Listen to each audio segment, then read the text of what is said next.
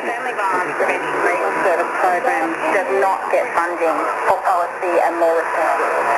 So I'm not sure how they can say that it is only for that and frontline services won't be affected. I can tell you now that that $3.6 million cut to our program will have to come from frontline service delivery. Antoinette Brazil says Aboriginal women are 34 times more likely than the rest of the community to be hospitalised because of family violence. The service is already struggling to keep up with demand. We are always at capacity and trying to manage those high caseloads. So we are under-resourced now, and these cuts will only contribute to us not being able to meet that demand. Ms. Brazil's concerns are shared by Warren Mundine, who is the chair of the Prime Minister's Indigenous Advisory Council. It is really tough because we do need to ensure that we are working hard in this area because it is a very crucial area for us. Is this the right area to be cut because of funding? Well, no, not really. It's because it's an area that is vital regarding the domestic violence situation. And I see this as a very critical and crucial area for us. What it really means for us as a council, and that is that we have to get on top of this very quickly, and we have to then have conversations back with the government about, okay, what are the outcomes that we need to have in this area, and how do we ensure that the funding and that the proper programs that are in place to ensure that we are reducing the rate of domestic violence and violence within Aboriginal communities overall. While Warren Mundine is this particular cut, he supports the government's general plan to cut waste in Aboriginal spending. A team of Australian researchers is leading a global hunt to track changes in DNA sequencing some of the bowel cancer. Progress in understanding Minsk syndrome and published in the journal Nature Genetics. National database charting gene changes means families previously in the dark about their genetic risk can now be offered definitive testing. Lynch syndrome is an inheritable form of bowel cancer that occurs usually between the ages of 20 and 40. It affects about 2% of people who get bowel cancer. Researchers have long known that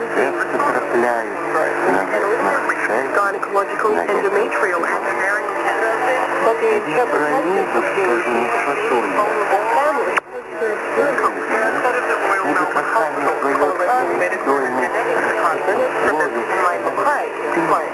The information is in sort of three classes. The first class, a change is found in the genome to disrupt the functioning gene and therefore cause cancer.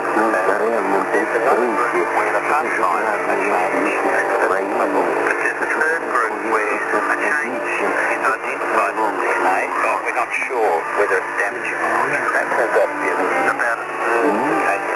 So 45 experts in genetics and cancer are now analysing information being channeled into a global database. Well, we've had breakthroughs in being able to assemble information that otherwise is in hidden corners around the world, published or unpublished, and directing them to a database to enable an interpretation of change to one particular family and enables us to confidently say this change causes cancer across the family or it doesn't.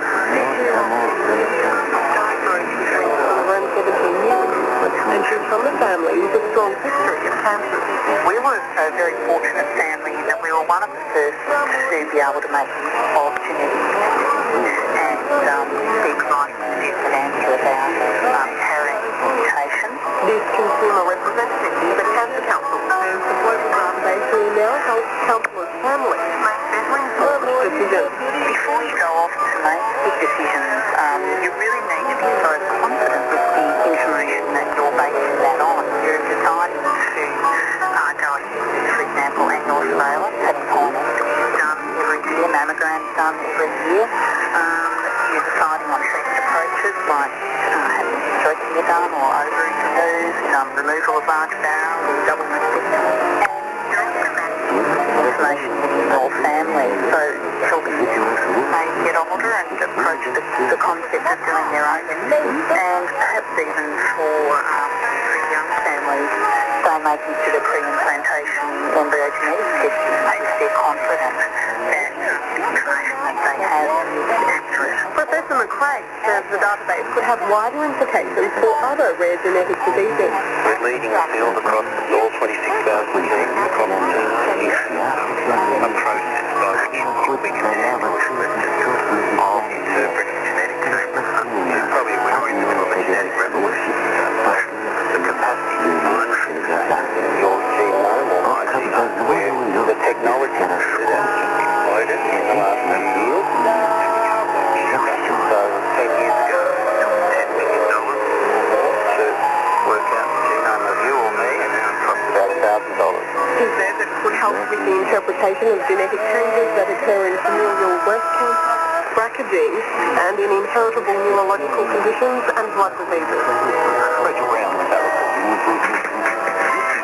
Australia.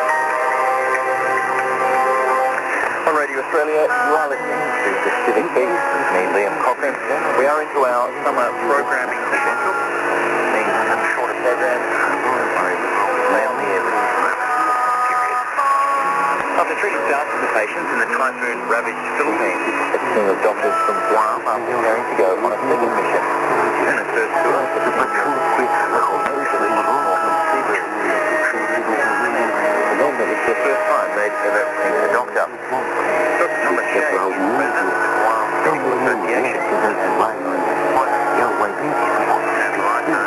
some of what he witnessed in the Philippines and about what they plan to do when they return in late January.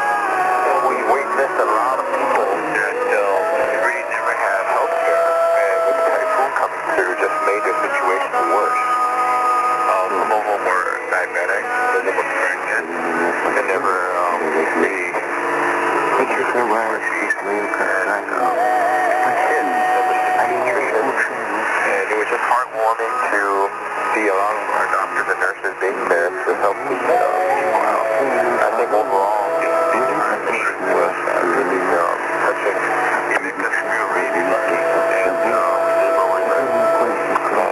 the people out there really need the health care. And the typhoon really devastated the area that we went to. We witnessed it, but we drove 4 hours north to down to Pinheira. And that area was hard to manage we went through as well. So we helped hundreds of people there. In 3 days, we seen close to 3,000 patients. What were their immediate needs? Food, water, also medication. Some of the medication antibiotics, for example, they have skin infections, the respiratory tract infections as well. Clean water. So we treated all the upper respiratory tract infections and also a lot of skin infections. Surgeries as well. And Dr. Shea, surgeon, was there with us. And we took out quite a bit of cysts that was affecting a lot of people there. And we took out sutures. Initially, they had one of the cities that they provided care. And the suture was left in for more than 3 to 4 weeks. And, the people didn't even take it out. So we went there and we removed a lot of these sutures that we initially put in place. We came out again with us too. I myself know which one is. I'm grateful for it. And we're able to pick non-diagnosed twins. And that was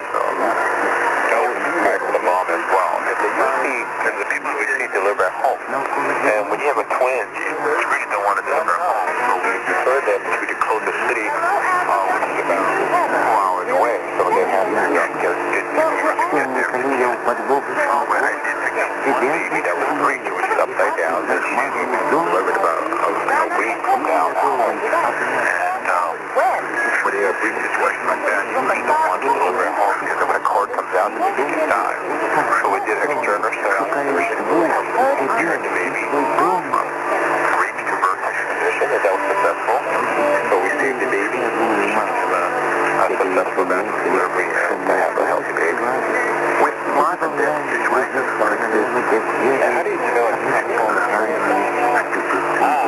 actually very systematic that we did because we transitioned out beforehand. Myself in the former Navy, and we have three Air Force Air Guards, and we have 1 Army, and 2 Navy. So we have military experience in 3